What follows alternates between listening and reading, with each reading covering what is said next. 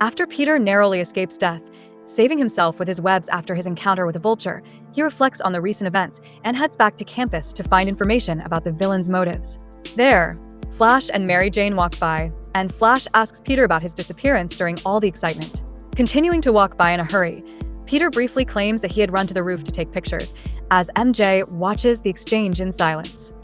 Later, Peter realizes that Mary Jane is still in danger from the vulture, and he takes a cab to see her. When he arrives, MJ says that she didn't expect to see him given their argument the previous night, but Peter claims he has a short memory and asks her to open the door. Upon opening it, MJ says she decided he was right about going to the police, but she wants to go to them alone. However, Peter insists on taking her himself, leading her to the cab and telling her that he won't let her out of his sight because she's still in big trouble. Suddenly, the vulture swoops down on them, causing the cab to swerve off the road and crash.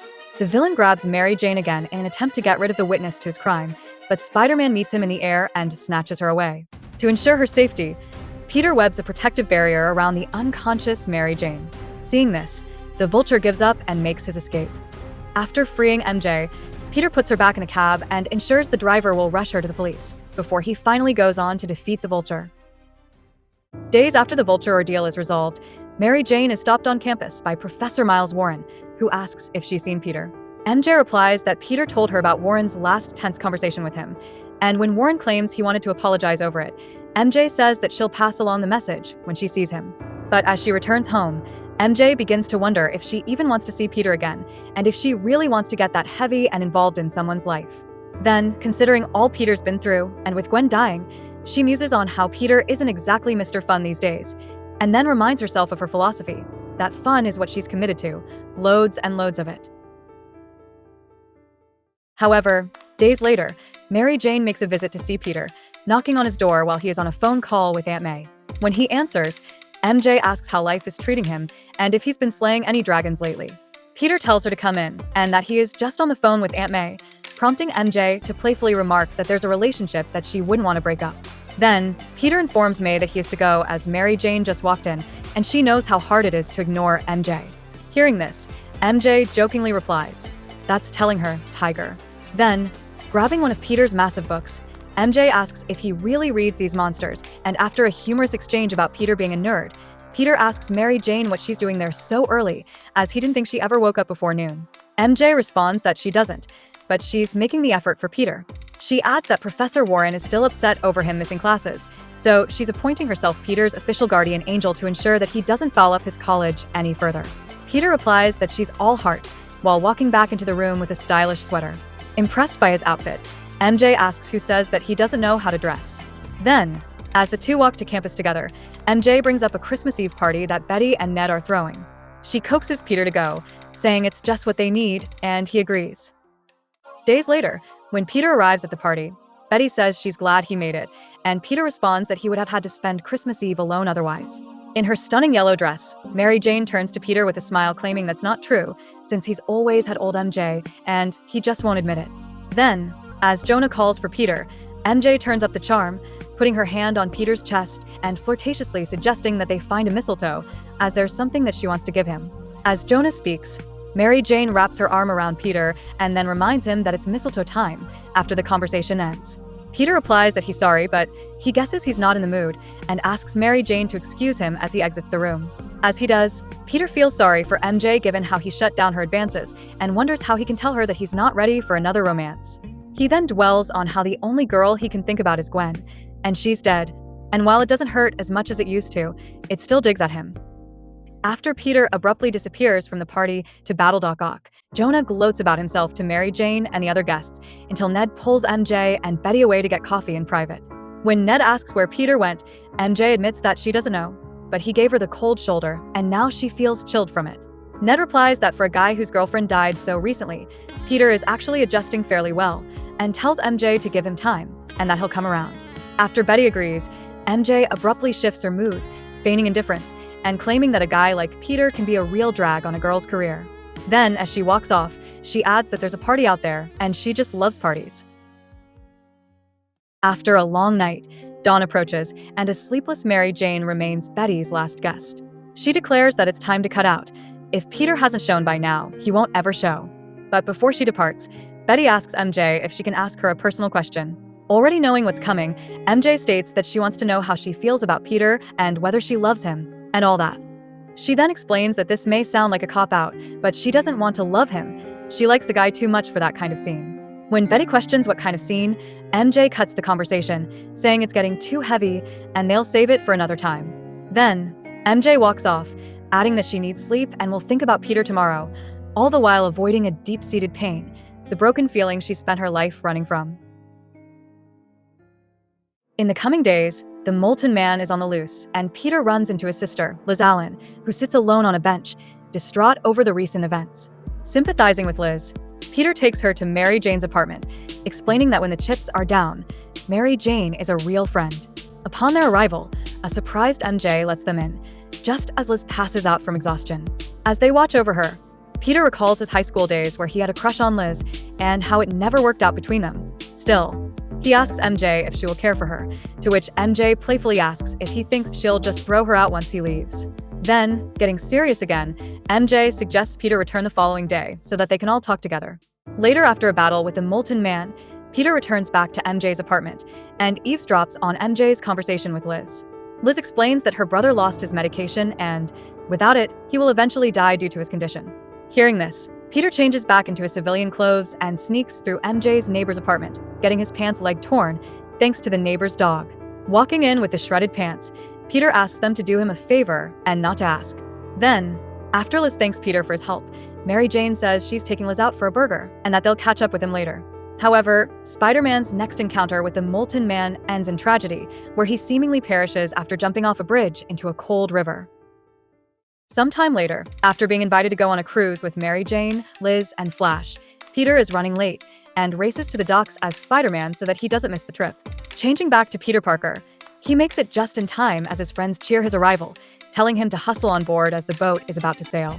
Apologizing that he is late, Peter tells them that he had to take photos on the east side, and Jonah wouldn't be happy if he knew that he was here. Hearing this, MJ asks if Jonah is some kind of slave driver, if he had some problem with Peter taking a day off.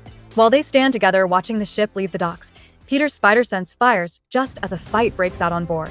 After the fight begins to settle, Mary Jane's imagination runs wild, and she begins to quote lines out of a movie hostage scene to Peter, as if she has the film playing in her head. Then, Flash impulsively runs to help the crew, but after Peter rushes to stop him, he suddenly comes face to face with the villain, the Tarantula. Shortly after, Peter ducks out to become Spider-Man and makes a brief appearance before jumping overboard to save some crew members. After he disappears, MJ frets over the fact that Spider-Man was just there but seems to have left them. But she doesn't know that his sudden absence is due to running out of webbing, as Peter rushes back home to get new cartridges. Swinging back to the ship, he battles the Tarantula before nearly passing out. Then, MJ watches in horror as the Punisher makes an unexpected appearance and holds a weakened Spider-Man at gunpoint. The Punisher assumes Spider-Man is in on the kidnapping of the ship, and hearing this, Peter gets riled up enough to fight him despite his condition. After the battle, Flash and MJ approach Spider-Man, but the crew suddenly storms in, closing in around him and accusing him of being a hijacker.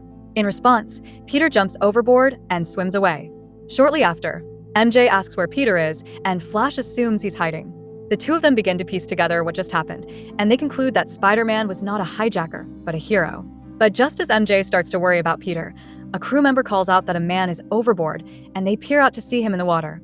After Peter is pulled back onto the ship, Mary Jane confronts him directly about how he ended up in the water, and Peter claims he was shoved over in the assault, but realizes his claim is not very convincing. As the bond between Peter and Mary Jane grows, they begin casually dating, and they spend their Sunday together riding horses, visiting the Statue of Liberty, and even seeing a kung fu movie. While enjoying ice cream cones, Peter asks what's next on the list, and MJ suggests a quiet evening at home, questioning whose place they should spend it at. Peter offers his apartment since it's closer, and when he mentions the new album that he wants to listen to, MJ is amused, stating his taste in music is so old-fashioned. Peter retorts, maybe so, but it's all his. MJ playfully responds that he's right, as nobody else would go near it. She then adds that Peter has potential if only he'd loosen up and use it. Peter replies that as a physics major, he's about as loose as it gets. Still, MJ jests that he was demon dull in high school, but at least he's almost bearable these days. She adds to take it as a compliment, and as of now, he's pretty okay. Engaged in the playful banter, Peter replies to tell him more, as he loves the flattery. But they arrive at his place and walk through the hall, and a serious tone overtakes MJ. She brings up her past with Harry, questioning if he's touchy about Peter dating her. However, Peter tells her not to worry about Harry, saying they haven't seen much of each other lately, and he doubts he'll be home. At the door, Mary Jane insists on unlocking it herself, explaining that male chauvinists always open doors for women, so female chauvinists should be able to do the same for men. But as she begins to turn the key, Peter's spider sense warns him of danger. Before Peter is able to stop her, a bomb on the opposite side of the door abruptly goes off. Although Peter manages to shield MJ with his body, the blast injures her and renders her unconscious. After checking if she's okay, Peter hears sirens of approaching police cars. He quickly hides his Spider-Man gear and gets back to MJ just as the authorities arrive. 40 minutes later, Peter waits at the hospital until he's told that Mary Jane is expected to recover and he is allowed to visit her. Still dazed from the bomb, Peter walks in and looks at MJ lying in the hospital bed, only to see an image of Gwen's face over hers, just as it was when she died. As Peter is startled over the hallucination, MJ wakes up and asks Peter what happened, but he promises to tell her later and asks her to try to go back to sleep. As he stands there, shaken, he's reminded that the Green Goblin killed Gwen. Although he is convinced Norman Osborn is dead, Peter can't help but question if the Green Goblin could be back. After going to Norman's old lab, Peter encounters Harry Osborn, who is the new Green Goblin, and they engage in their first battle, as Harry attempts to avenge his father's death. After Harry escapes, Peter's thoughts turn back to Mary Jane and how she's helped keep him sane since Gwen was killed. He thinks about how she's a fine lady and, while walking into the hospital, realizes he is starting to have feelings for her. Just then, he runs into all his friends and family who are gathered in the waiting room, and upon seeing him, Liz tells Peter that MJ was asking for him. After hugging his Aunt May, Peter brings her with him to visit MJ, but as he enters the room, his thoughts turn back to Harry, and his face shows it. Noticing the frown, MJ says that despite her injuries, she's not dying and asks him to put on some cheer. But Peter blames it on being groggy, while Aunt May voices her concern about both of them. However, MJ tells May not to worry about them as there are bigger things happening at the moment, and she turns up the radio for them to hear. The news describes the Green Goblin on the loose, as Mary Jane looks at Peter, telling him it's all they've talked about for the last hour. Hearing this, and calling her button nose, Peter tells MJ that he must leave, with the excuse of getting photos for the Bugle. As he runs out, Aunt May looks at MJ and says if it's any consolation, she's never understood Peter either. To this, Mary Jane only responds with a shrug and a big smile.